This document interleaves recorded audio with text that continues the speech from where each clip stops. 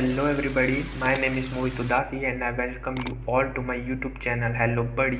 आज हम class 10 science का chapter number 1 chemical reaction and equation पढ़ने वाले हैं और ये उसका पार्ट 1 होने वाला है। तो गाइस, मैंने ये लेक्चर और इसके नोट बनाने के लिए दो रेफरेंस बुक NCERT, 2 या 3 रेफरेंस बुक में आप कह सकते हैं मैंने यूज़ किए NCERT और अपने नोट्स यूज़ किए हैं जो मैंने क्लास 10th में मुझे अपनी कोचिंग से मिले थे, और फिर मैंने ये जाके आपका कंटेंट बनाया। तो आप इसके नोट्स अच्छे से बनाए, best handwritten and notes and concept. यहाँ आपको एक एक चीज़ में अच्छे से समझाऊंगा और कुछ भी फालतू का नहीं बताने वाला हूँ मैं यहाँ। जो आपके NCERT में है, जो आपके बोर्ड्स में आ सकता है, हम उसकी एकदम अच्छे से स्टडी करने वाले हैं। मेरे साथ नोट्स बनाना चालू कीजिए। केमिकल रिएक्शन एंड इक्वेशन, ये इसका लेक्चर 1 है, इंट्रोडक्शन। आज हम इसमें सारा बेसिक चीज़ ही पढ़ने वाले हैं। तो ये मैंने आपके लिए 2 सिंपल डेफिनेशंस लाई है, आपको इसमें से जो अच्छी कन्वीनियंट लगे आप उसको यूज़ कर सकते हैं। Chemical reaction is a process in which new substances with different properties are formed, or a chemical reaction is a process in which the original substance lose their nature and identity and form new substance with different properties। तो इसका मतलब ये है कि जब एक chemical reaction होती है, जो उससे प्रोडक्ट बनता है वो एक नई आइडेंटिटी के साथ बनता है, और वो जो पुराना मतलब आप कह सकते हैं रिएक्टेंट है, वो अपनी आइडेंटिटी कंप्लीटली लूज कर चुका होता है। तो हम देखते हैं अभी रिएक्टेंट्स और प्रोडक्ट होते क्या हैं। तो ये जो आपको लेफ्ट साइड में दिख रहे हैं इसे रिएक्टेंट्स कहते हैं, और जो एरो के बाद नई चीज़ बनती है उसे प्रोडक्ट कहते हैं।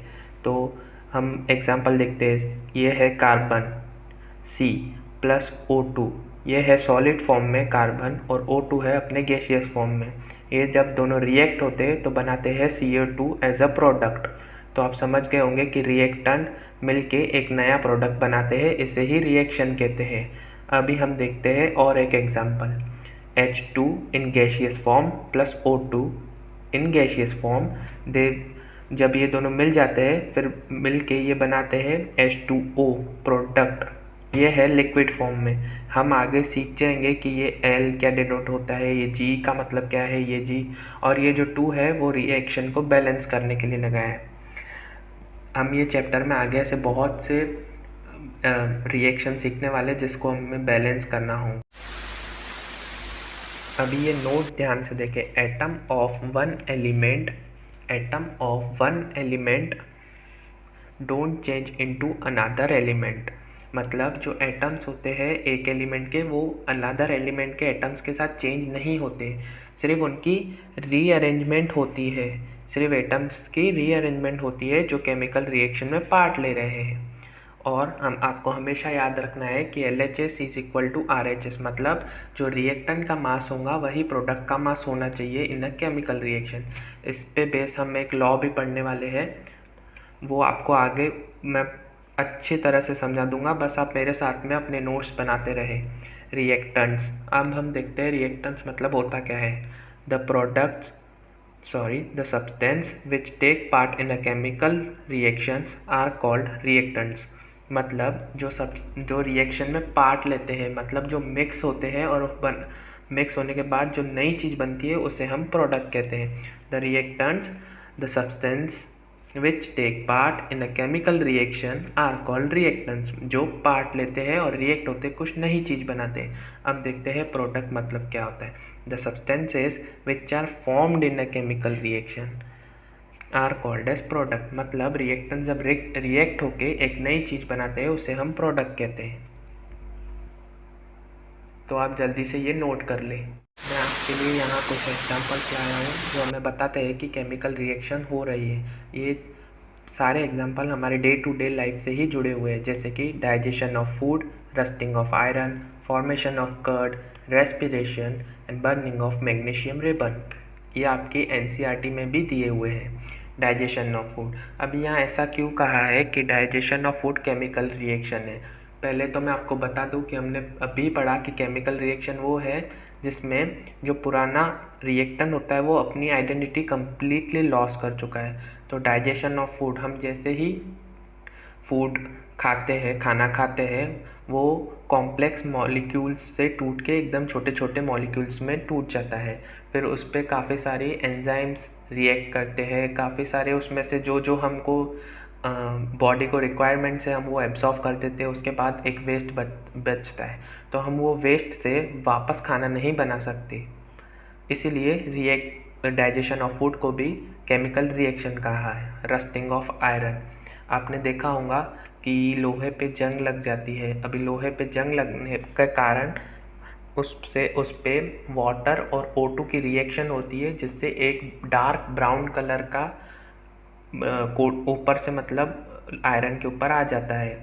और फॉर्मेशन ऑफ कर्ड, ये तो सबने देखा ही होगा कि दूध से अगर दही बनाए तो दही से वापस हम दूध नहीं बना सकते। रेस्पिरेशन, वो एक केमिकल रिएक्शन इसीलिए है क्योंकि में बहुत सारे केमिकल चेंजेस होते हैं और न्यू प्रोडक्ट बनते हैं, जैसे कि कार्बन डाइऑक्साइड, वाटर, और साथ ही साथ जो मास ऑफ ग्लूकोज होता है, मतलब ग्लूकोज का जो वेट होता है वो ऑक्सीडाइज होके ऑक्सीजन में कन्वर्ट होता है और हीट रिलीज होती है।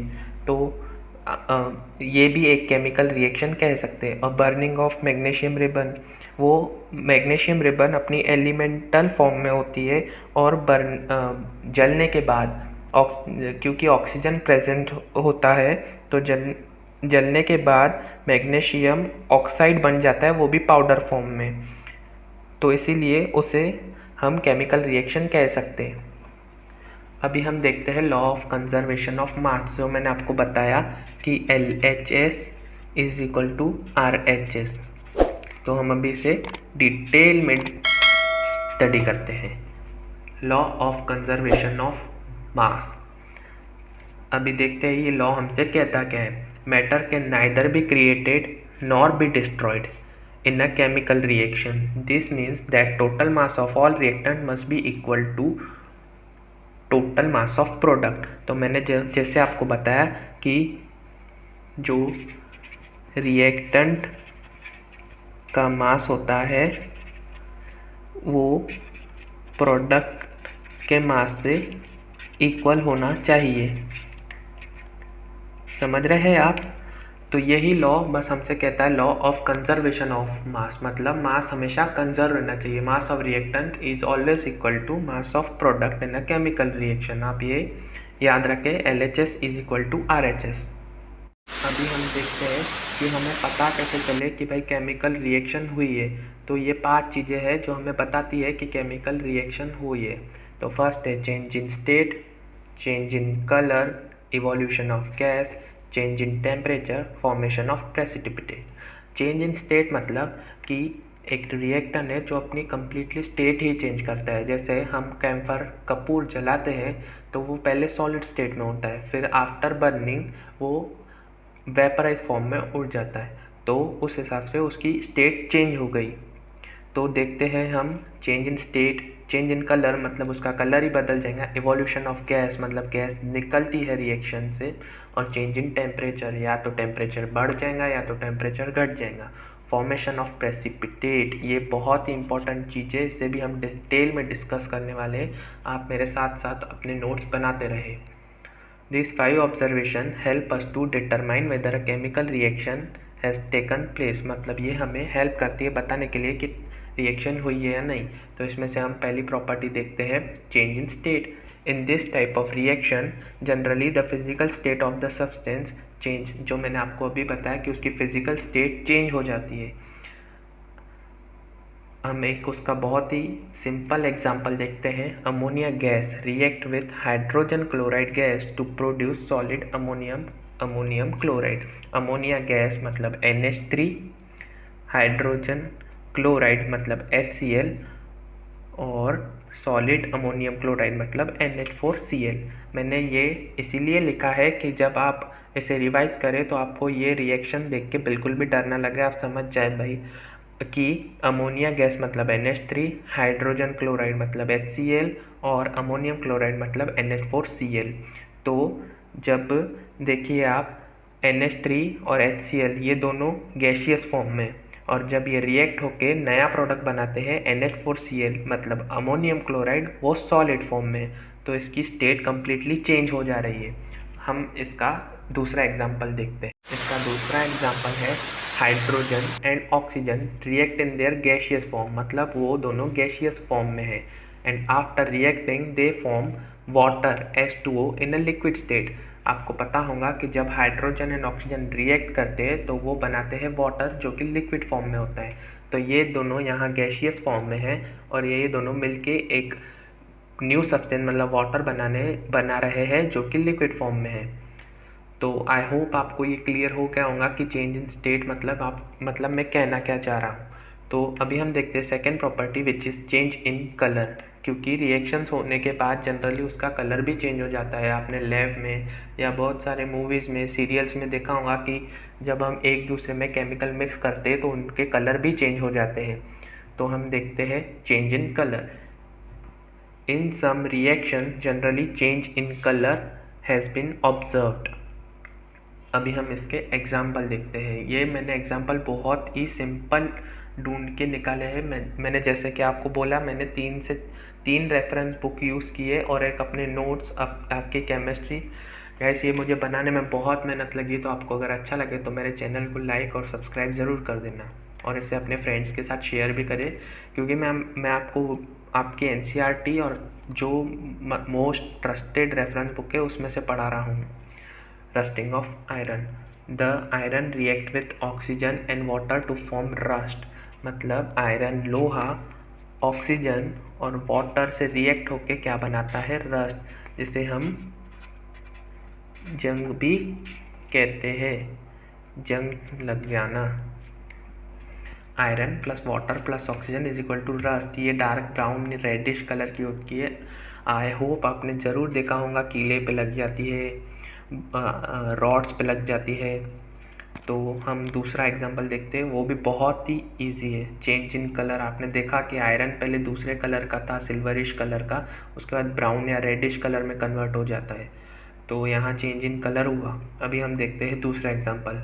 When iron nail is dipped in blue colored solution of copper sulfate, it turns into pale green as ferrous sulfate is formed। तो यहाँ पे हमने जब आयरन का नेल, एक आयरन का खीला एक blue colour solution of copper sulphate में डिप किया, तो जैसे ही हमने डिप किया, हमने थोड़ी देर में ऑब्जर्व किया कि जो खीले का कलर था वो पेल ग्रीन कलर का हो गया है, और जो प्रोडक्ट बना है वो है फेरस सल्फेट। तो उसकी रिएक्शन देख लेते हैं। आप मेरे साथ नोट्स बनाते रहे। CuSO4 मतलब कॉपर सल्फेट, जब आयरन से रिएक्ट हुआ, ये है आयरन, ये है कॉपर सल्फेट, ये जब रिएक्ट हुए तो एक न्यू सब प्रोडक्ट बना फेरस सल्फेट, जो कि पेल ग्रीन का था। पहले आयरन सिल्वरिश कलर का था, आपने देखा होगा एक खीले का कलर, वो चेंज होके पेल ग्रीन में कन्वर्ट हो गया और उसका कलर ग्रीन हो गया, सिल्वरिश से ग्रीन हो गया। तो यहाँ भी चेंज इन कलर हमको देखने के लिए मिला। अभी हम देखते हैं third property which is evolution of gas, मतलब गैस का निकलना। आपने बहुत सी फिल्मों में, सीरियल्स में देखा होगा, जब एक केमिकल मिक्स करते तो एक बबल्स टाइप गैस इवॉल्व होती है, उसमें बाहर निकलती है। तो some chemical reaction produce gas such as reaction of zinc and sulphuric acid produce zinc sulphate and hydrochloric hydrogen gas. So जो रिएक्शन है वो है zinc sulphuric plus sulphuric acid gives zinc sulphate plus hydrogen gas. और note the formation of gas is indicated with the sign of this, मतलब gas निकली है यहाँ से। ये जो एरो है ये इंडिकेट करता है कि गैस इवॉल्व हुई है, निकली है। तो Zn plus H2SO4 gives ZnSO4 plus H2। मैंने ये नेम्स इसीलिए लिखे कि जब आप ये रिएक्शंस रिवाइज करें तो आपको डिफ़िकल्ट नहीं लगे। जब आपको पता होगा कि Zn जिंक होता है, H2SO4 सल्फ्यूरिक एसिड होता है, ZnSO4 जिंक सल्फेट होता है, H2 हाइड्रोजन गैस होती है। तो ये रिएक्शन आपको बिल्कुल भी डिफ़िकल्ट नहीं लगेंगी, आपको एकदम ईजी वे में याद होना चालू हो जाएंगी। अगर मैं डायरेक्टली आपके सामने Zn plus H2SO4 gives ZnSO4 plus H2 ऐसे लिख के दे देता तो ये आपको बिल्कुल भी याद नहीं होता और बोरिंग सा लगता है, इसीलिए मैंने ये यहाँ नेम्स इसके मेंशन किए हैं। तो अभी हम देखते हैं इसका दूसरा example. When zinc react with hydrochloric acid hydrogen gas is evolve, मतलब बाहर निकली with the formation of zinc chloride. अभी हम इसे रिएक्शन फॉर्मेट में देखते हैं। Zinc react with hydrochloric acid produce ZnCl2, मतलब जिंक क्लोराइड, और यहाँ हाइड्रोजन गैस इवॉल्व हुई है, आप ये एरो के थ्रू देख सकते हैं। सो गाइस, मैं चलते हैं अगली प्रॉपर्टी की तरफ, जो कि है 4th number, change in temperature. तो ये चेंज इन टेम्परेचर मैं आपके सामने फ्लो डायग्राम में बहुत ही सिंपल वर्ड्स में बहुत ही अच्छी डेफिनेशंस के साथ लेके आया हूँ, तो आप मेरे साथ नोट्स बनाते चले और मैं आपकी यहाँ पूरी NCERT कवर करवा दे रहा हूँ। आपको पता होगा कि अभी पेपर NCERT बेस्ड ही आते हैं, क्योंकि आपके लिए बोर्ड ने वही बुक दी है, तो पेपर 100% NCERT में से ही बन के आएगा। तो आप बहुत सारी बुक्स ना पढ़े, NCERT पे ज़्यादा फोकस करें। तो चलते हैं चेंज इन टेम्परेचर की तरफ। चेंज इन टेम्परेचर, तो चेंज इन टेम्परेचर दो ही तरह से हो सकता है, या तो टेम्परेचर बढ़ेगा इंक्रीज इन टेम्परेचर, या तो टेम्परेचर घटेगा। अगर ये दोनों में से एक चीज़ हो रही है तो डेफिनेटली टेम्परेचर में चेंज आएगा ही। अगर ये नहीं हो रही है तो टेम्परेचर कांस्टेंट रहेगा, उसमें कोई भी चेंज नहीं आएगा। तो इंक्रीज इन टेम्परेचर उसे एक्सोथर्मिक रिएक्शन कहते हैं। एक्सो हीट रिलीज, मतलब एक्सो मतलब हीट उसमें से रिलीज होती है।